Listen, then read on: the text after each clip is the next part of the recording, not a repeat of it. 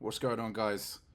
The man, the myth, the legend, Mr. Nomad Capitalist just released a video on how to escape the next global lockdown. It is something that you got to consider when you're building out your international lifestyle, right? It could be a new pandemic, new lockdown, war, civil war, global war, world war, anything, guys. So, yeah, let's just jump into this one, see what he's got to say. 5 years ago, the world changed forever, and a pandemic called COVID 19 made people all around the world realize just how heavy handed their government could be. Now, Bill Gates, who was a prominent figure during COVID, says there's a 10 to 15% chance of another pandemic. And yet, I would ask how many people who protested the lack of freedoms during COVID have gone back to life as usual, maybe angrier, but their normal life in their own country, never having made any changes. Today, I'm going to tell you what you should do to be prepared for the next time this happens. And I want to be clear. I think anytime there's an issue, there's probably some common sense things the government could do. But we all saw how particularly Western governments, as well as some non-Western governments, were totally out of control. They stopped their citizens from leaving the country. They stopped their own citizens from returning to the country, in the case of Australia, which is totally against all the international law. They literally did whatever they wanted. And so, Yeah, I mean, so many Aussies seem to forget what the government put them through during those years. It just baffles me that it was allowed to happen and that people have just moved on. so for me, we may have reasonable differences on how people should respond to a pandemic, but not letting your own citizens in, totally suppressing freedom of speech while claiming that you are very much for freedom of speech, it really showed me, and it showed a lot of our clients, just how heavy-handed, particularly legacy brand countries who aren't used to competition, became. My question is, are you prepared for the next time this happens? It may not be a pandemic. For me, you look at 9/11, for example. That's a time when I think a lot of us believe after 9/11, the world just got so much darker. Yeah, I mean, it could be literally anything, guys. Pandemics, or lockdowns, just a change in government, some crazy black swan event that you've never even considered. War's a big one on everyone's tongues, but it could be anything. These in the US and other Western countries. My solution for this has always been geographical diversification. Now, people will say, once they started closing the borders during COVID, what are you supposed to do? Well, if you had a citizenship or a permanent residence, in many cases, you could have gone back to that country. I mean, there were flights. It was harder, but you could have moved around during COVID. I'm going to talk about my experiences moving around. Not always the case, though, particularly in Australia. You still had to ask the government for permission in order to go somewhere else, right? So my mum was a dual citizen, my family are dual citizens. My mum had to go back to the UK for something, and she had to actually ask permission to do that. It's just, yeah, it's not in all cases. But the point is, if you live in a country with a heavy-handed government, you probably want to get out before the next heavy-handed black swan event. As I always say, better years too early than a day too late. And so I was relatively flexible during COVID. Obviously, when you flew in a plane, there was a time when, business class, they wouldn't even give you a meal, and you had to wear a mask, and there were some things that were done, but I didn't stop traveling. I chose, I came back, I was in Myanmar, just as the pandemic broke out. I got a call, yeah, I'm not coming to Myanmar to meet you for our trip. You gotta come back because they're gonna close the border. And I did, and I made it just in time. And we spent about 6 weeks in Malaysia during COVID times. The guy couldn't buy the property. He sent the money, and we waited for close to a year, if I remember correctly, because he couldn't get his U.S. passport issued to put on the contract. He certainly couldn't travel. He certainly couldn't open a foreign bank account to protect his assets if he saw some kind of threat. Couldn't buy property. Couldn't do much of anything. Basically, was at the mercy of the U.S. government. A lot of people were at the mercy of their governments, where they couldn't even get a passport. So, my point here is, you want to have a passport from the country that you're a citizen of now. You want to get an extra passport, and we'll come back to that in a little bit. Sounds like real basic advice, but so many people in Australia and the US don't have passports from the country that they're born in. Like, if that's you, if you're watching this now and you don't have your own passport, what are you doing? You got to get that. That's number one. That's priority number one. But you want to be looking at what's the zeitgeist in the country that you live in, and focus on the facts, not your feelings. The moving average of freedom in the United States has been moving in the wrong direction for as long as I've been alive. and there's more competition now than ever. I'd say that's probably the case across the Western world. And again, going back to the Australian example, during COVID, I mean, people getting arrested for going for a walk, for God's sake. You don't have to be Jordan Peterson and move to the U.S. just because it's 1 point better than Canada. There's a heck of a lot more free, better places, in my opinion, to live than any Western country. And I think people look at their feelings of, oh, but now Trump's in charge, or oh, we're electing some right-wing party in whatever country. And that's going to solve what I believe are systemic issues of heavy-handed politicians who want to control your life. I don't. Yeah, real quick, guys. So, just me personally, I like Trump more than I like Biden. It's just a fact. He's just better. But it doesn't matter who is in charge of the US or who is in charge of the country that you are in. You're going to get the same old nonsense from these politicians because that's what they do. That's what they've historically done. They say things and they don't do them, or they say things and change the truth. So you have to just take care of yourself and your own family and just diversify your own life and your own interests. Get as many passports and residencies as you can, bank accounts. You know, it's pretty easy to go to certain countries and open bank accounts. That's at least step one. Get the residencies, figure out, you know, the best path in doing that depending on where you are from. Don't trust politicians, particularly those in big legacy brain countries. I don't believe that net Trump would do more for me than Biden would. Yes, there's some things that irritate me about Biden that don't irritate me about Trump. If you value personal freedom, no politician in the US or Canada or Australia or the UK is ultimately going to protect you from this. You need to be in a place where the culture is we leave people alone and let them do what they want. Doug Casey wrote the book The International Man many, many years ago. He speaks at Nomad Capitalist Live many years. And what he told me was the government always protects the capital. So cool. They take care of themselves first. And that's what they did. During COVID, the government took advantage of martial law to freeze assets in some countries. Politicians became gods. They relished newfound fame. And it became sort of a cult of personality. And again, listen. I've said in some ways it was the media that became the newfound god. Everyone was getting their information from the media. And when you're getting all of your information from the mainstream media, you know, you've got a problem because if you haven't realized by now, most of the mainstream media is controlled. It's controlled by, you know, the billionaires. It's controlled by their government. They have their hands held together. The mainstream media will tell you what they want you to believe, right?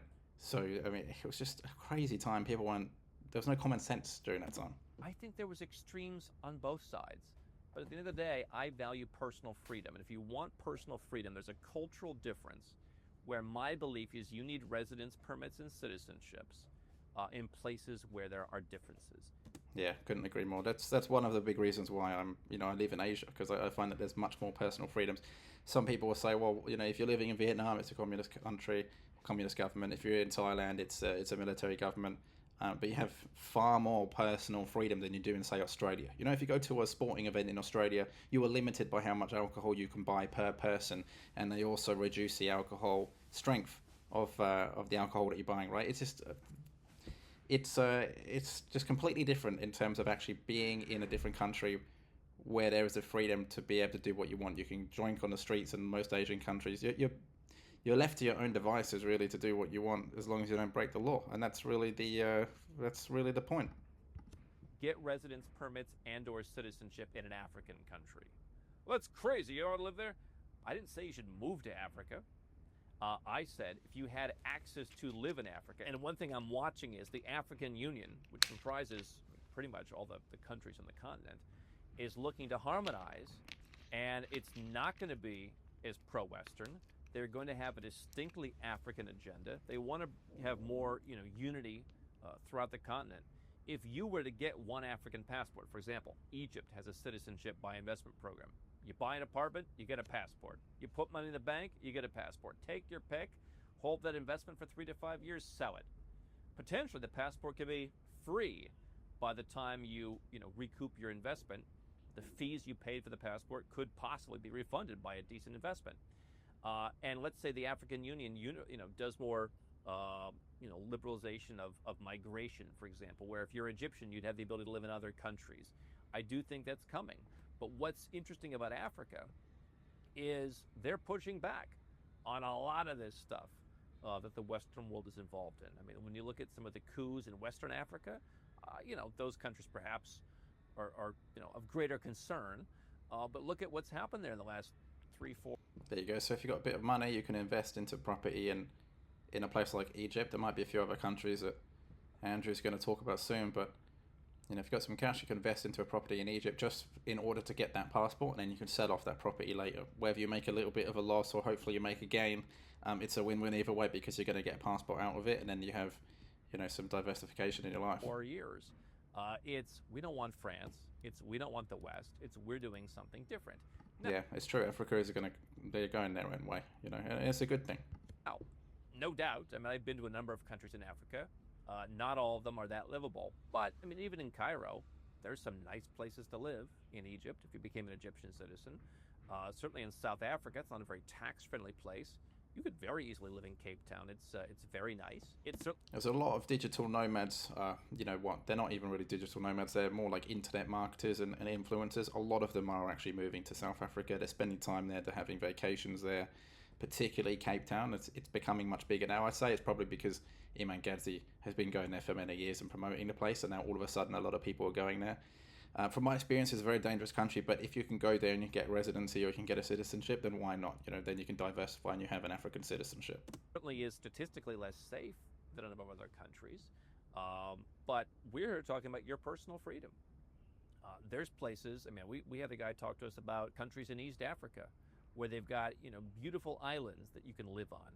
And it's not, maybe it's not the most ostentatious life, but he's like, nobody's bothering you here. Absolutely nobody. And so that's the reality.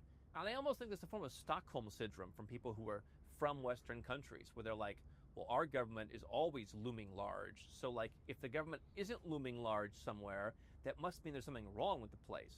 Yeah, listen, no doubt. I mean, living on an island off the coast of Mozambique is not going to be as nice as living in Midtown Manhattan.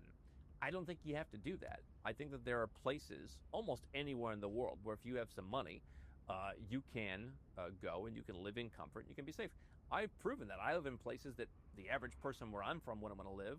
If I went back to Avon Lake High School in Cleveland, Ohio, and said, hey, I live part of the year in Tbilisi, Georgia, and remember that place I always talked about in my speeches with the Petronas Towers, Kuala Lumpur, that you all kind of laughed at me? Yeah, I live there, in Bogota, Colombia, and I go to African, I'm going to Cambodia this year. That kind of interests me.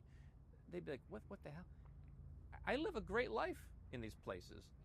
And so I think that Africa is one place as a plan, C, D, E, F, somewhere in there, have a residence permit or a citizenship in a place where go and check it out.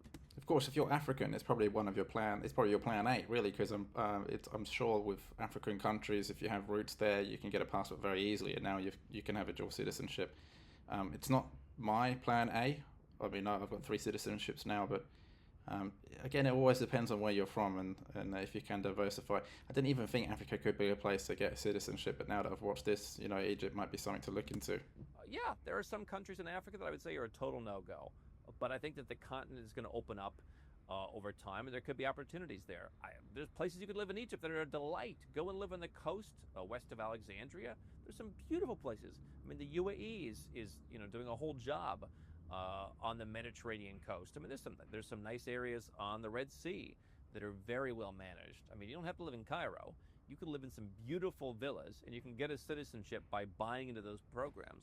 Yeah, may as well just buy a property in a touristy location so that you can go there if you want, and hopefully the property value will go up if you want to sell it later. And I mean, I think Egypt is a place that probably takes a little bit different response, partially because they have to, partially because I know people won't put up with it.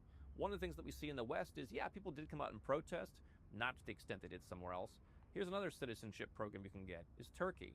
I was in Turkey on the weekend of the alleged lockdown. Nobody can leave the house. It was December of 2020. And I was there because I bought a property. And the guy's like, yeah, I think you can probably go out. We were walking around Taksim Square. There were kids playing football. There were people selling kebabs. I mean, people, and the police were just standing there watching it. And every once in a while, I think we went for like a 4 or 5 hour walk. And one time it's like, hey, show me your passport. Is that ideal?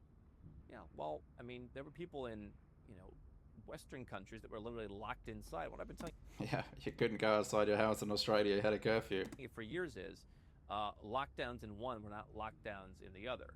There's a culture in a place like Turkey, and in a lot of these places, the global south, as they call it, the places where I live, where it's like, it's fine.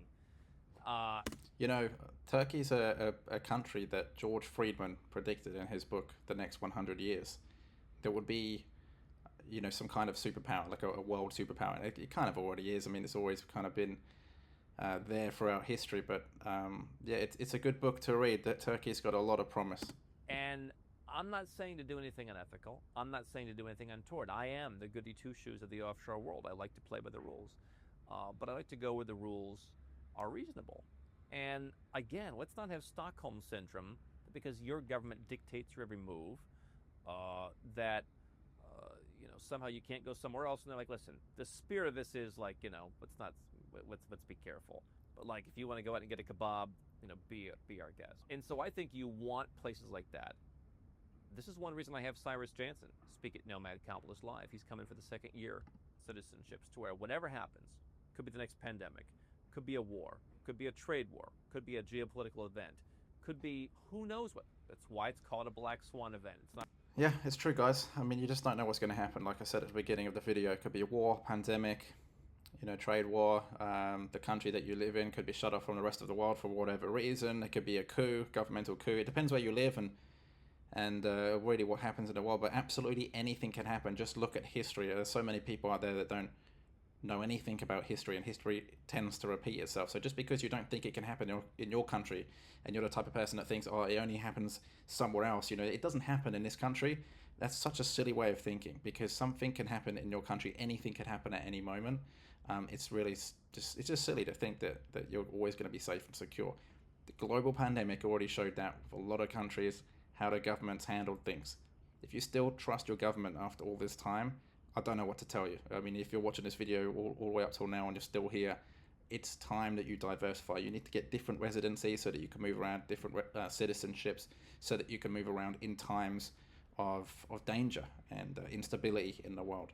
You know, there's reports that some of these countries right now out there in the world are ramping up their militaries. Okay, so, you know, Germany and Japan, historic superpowers in terms of military capability, they're now ramping up their military power, right? Their defense industrial complex is churning. So what does that mean for the future? Who knows? Something might happen in 5 years, 10 years, 15 years. It could happen tomorrow or next year. You just don't know. So it's always in your best interest, whether you're a single person or if you've got a family to protect and to keep safe. It's in your best interest to make sure that you're diversified so that you can escape, depending on what happens in the world and where. Okay, if you're in Europe right now, it's good to have somewhere maybe in South America, right, or in Asia, so that you can get out of Europe if something happens. If you're in Asia, it's good maybe to have somewhere in Africa or the Middle East or, again, South America, right, because you can get as far away from it as possible. So look at your options based on where you're from, your citizenship, and yeah, make it happen. See you in the next one, guys.